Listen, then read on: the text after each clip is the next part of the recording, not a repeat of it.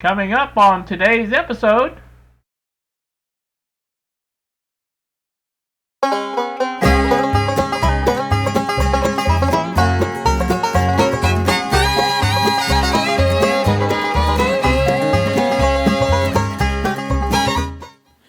Good day, YouTube. Here with you again at the bench after my resounding success of a sale. That's a joke. I had one offer. No, I take that back. I had two, but it was on the same item. So, that didn't pan out so good. So I don't know if there'll be a second one of those. Like I said, I wanted to wait 5 days before I made any kind of announcement about who won what. And I'm not going to do that publicly. I'm going to do that privately to whoever, put the bid or offer in. So, anywho, what you see in front of you is something I have wanted, I don't know, probably since I was in high school. I'm going to flash up a picture of an ad from the Cincinnati Enquirer from I believe this was 1972. It's a little fuzzy because I couldn't get on the actual site to get the full resolution of the picture. You have to be. It costs money to join. It's a Cincinnati Enquirer. Newspapers these days charge for everything.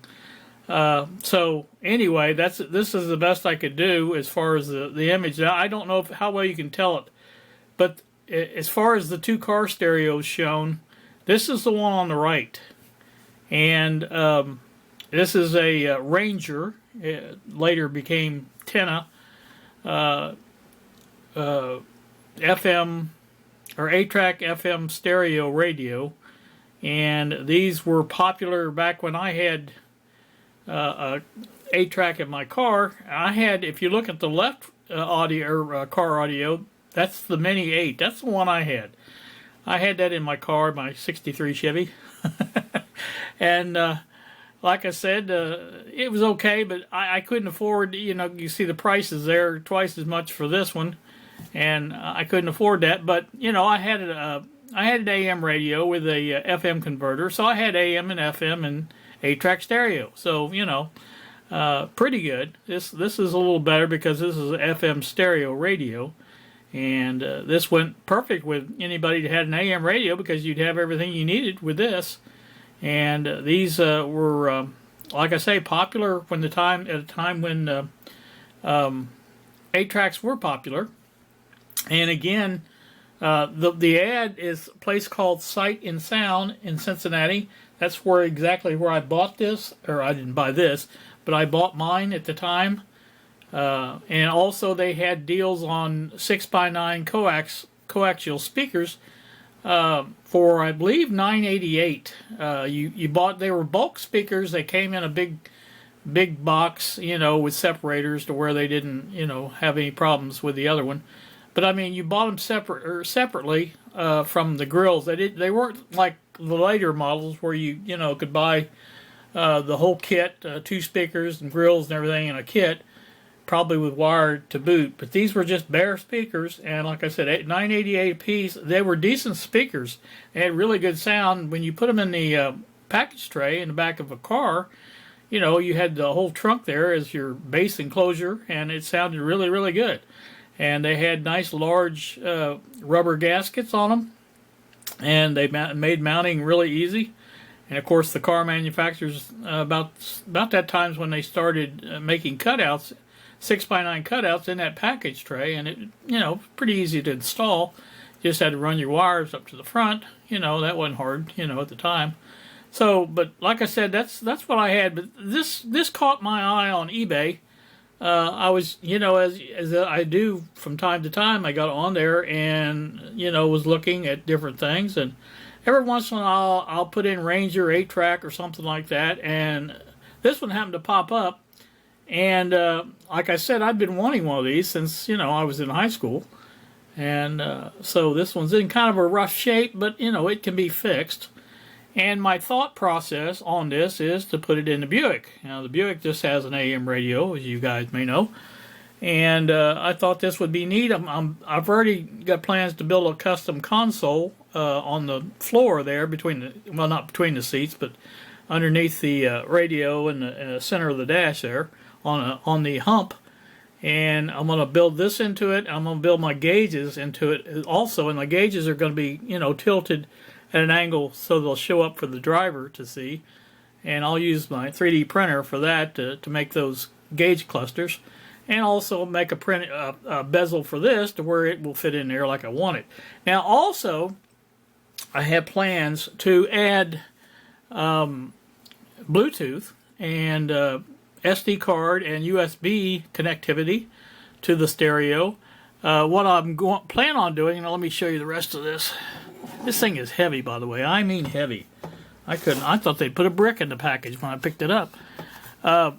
This is obviously missing. This is I don't know if it's some kind of adjustment. I can't remember what that was, but it slips in there and attaches to the front. That's again, that with a 3D printer, those are just so easy to make. It's not funny, but but anyway. So that's around the back here. If we look around the back, in addition, I didn't tell you the model number of this is a TP803. I don't know how well you can see that, but I also was able to find the Sam's audio AR series. I believe it's AR auto radio, I guess is what it is. I think it was number 74. I got that coming as well. But on this backside, what you have is your antenna in and your antenna extension, or whatever you want to call it. You basically put the car antenna in here and then put a cable in here that goes up to your AM radio. That way both can share the antenna. And this is your speaker output here. And if you look at it, it's just three wires. You got a left and a right and a ground. That's the way they were common ground setups. So this was obviously for stabilization. But my plan is, I'm sure, I don't know what's back here yet. I haven't taken the top off yet, but I'm sure there should be some room to put a couple of RCA jacks back here, and I'll mount the little. I'm gonna post a picture of that as well. Post a picture of the Bluetooth unit. I'm gonna mount here. I'll have a little plastic case in the console for it, to where you can just stick in your SD card or USB or whatever you need. And it will then run back to the back here and plug into the RCA jacks back here. Now, the plan is to use this as basically when the radio is off. The way this works is you press the radio in, that turns the radio on. You leave it out like that. That's the 8-track. Now, if there's nothing stuck in there, to where the motor doesn't run, well, it should still be able to use the audio from it, I think. So I'll have to double check on how the wiring is on that, but again, that's the plan. And like I say, just stick your card in, away you go. And so, of course, I'll have a pair of 6x9s in the package tray in the back once I get this done. But as far as the AM radio, I'll just leave the in-dash radio like it is, and it's got a speaker in the front there above the glove box, and like I say, it can just use that. I probably won't use the AM radio that much. I like FM radio and the not 8-track so much, and it will be able to. I'm going to go ahead and fix it, and it will be able to play 8-tracks. But again, my main thing will be the SD card, Bluetooth, things like that. So, but anyway, it will be able to use this power amplifier. And if I remember, these things put out a decent wattage too, and it had a good sound to them. And like I said, if the weight of it is any indication at all, and I do mean this thing is heavy, the car radios that I've seen are not nowhere near this heavy, and from back in this day. So this thing is way overbuilt, but that's a good thing. Again, once I take the top off and look it over really good, clean it really good, and make sure all the capacitors have been changed, things like that, I should have a decent radio, I hope. And that is the plan. So that's what this is all about. I just thought you guys might be interested in something like this. I was trying to remember, as far as car audio, I always went to Sight and Sound and got my stuff down there for car audio. But for home audio, I went to Swallens at the time. Anybody lived in the Cincinnati area at that time period remembers Swallen, I'm sure. Discount department store long before Walmart ever became anything, at all. Probably more of a somebody's imagination is probably all it was at that time. But there were several other small, or not small, but I mean discount department stores. There was one. There was a couple other ones I can't remember offhand. But anyway, Swallen's probably the biggest in Cincinnati because they had the best prices. I bought I bought the same receiver I bought not too long ago, and ended up fixing it. The Pioneer SX450. I had that, bought that brand new at Swallen's, and I had a Technics cassette deck, stereo cassette deck, to go along with it. And of course, I had my own speakers that I built, and I think they were 12-inch woofers with 4-inch tweeters, something like that. They sounded pretty good, and I think I had a turntable at that time. But like I said, that was the early 70s, and that was the way things were at the time. And it's fun to kind of reminisce and remember what all was going on back then. And simpler times, as they say. And so. But like I say, that's what I bought this. I don't even know if I told you, but I only paid $5.99 for this. It's obviously seen better days. But again, it looks to be complete other than this top right here, or this little cover right there. It doesn't have the bracket. Of course, I'm not interested in the bracket. I'm not going to use that method of installing it anyway. But my main thing is to get it electronically, first, to get electronically functioning as far as the radio is concerned. And then we'll go for the tape player to get that all cleaned, lubricated, whatever it needs. May need a belt. I think they actually still sell belts for these. I saw an ad for them on eBay for this exact model. So, like I said, this was a darn good at the time 8-track player and radio. And so, oh yeah, I didn't show you the bottom here, but it does have a mono stereo switch as well. I am thinking very seriously about eliminating that and just setting to stereo, because I think almost all stations these days are stereo. But, making another use for that, or maybe not even making it available, maybe just have this part of the units showing. I may do that. I don't know. There's a lot of possibilities with something like this. And again, like I said, we'll have a lot of fun messing with it for sure. It's missing a screw on this side for this faceplate. That faceplate is supposed to go back in there a little bit further than it's there now. I think something's holding it out, but there is a screw on this side, right there. So, like I said, I'll be able to match that up and get another screw for it and get this all lined back up. Polish it out a little bit if I can do that, and clean it up. That's the plan for this. And like I said, I kind of wanted one of these, like I said, for a while, and I thought, at $5.99, how can you go wrong? I mean, it's complete, or it seems to be, and so that's all you really need. I believe that's the power wires coming out there, because they're not present at the back. So I'm thinking that's what those are, is power wires coming out there. Somebody's cut those off conveniently. But anyway, not a big deal. So, all right, like I said, I didn't mean to make a real long video on this. I've been working, I don't know how well you can see it over here, but I've been working on a BDST-1, making kits up for sale. I've already sold one of them. I make 10 of make these up 10 at a time, and that way we have one, at least the 10 sales or whatever.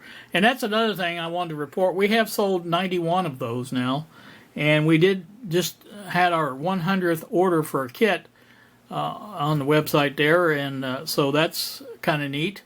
So like I say, these are what I've been working on in here.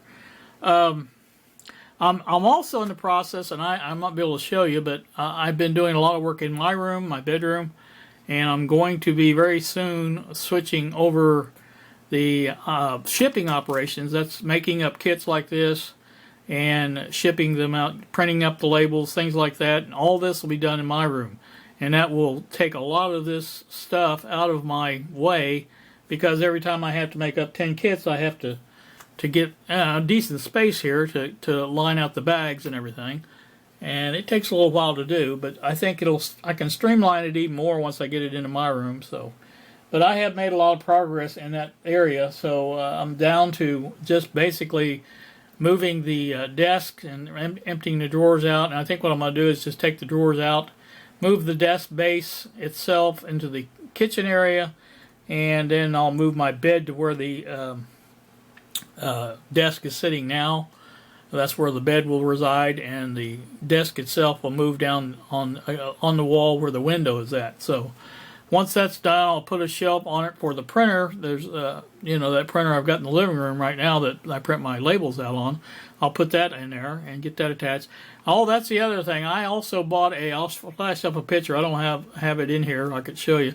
But I also bought an HP ProBook 6550B laptop computer, or a notebook computer, what do you want to call it, to use in there. Of course, it has Wi-Fi, so I can use that on the Wi-Fi. I don't have to hook up to a wire or anything. But that will, I can get on my network and access all my network drives, things like that, and that will work out really nice, I think. So that way I don't have to constantly go back and forth and do things, I can just do it from back there and be done with it. So that's another good thing. And I ended up picking that up on eBay for $40. It's just an i3 4 gigabyte RAM, and I think speed was 2.4 gigahertz or something like that. But it's not a real fast one, but you don't really need speed. I've installed MX Linux on it, and that's been working just fine. I can't really tell the difference between using it and the desktop, to tell you the truth. So happy with that, and like I said, it will hook up to my printer just fine, because Linux is just that way. You hook it up and it sees a Canon printer. It makes the correct choice on the driver, and everything's hunky-dory.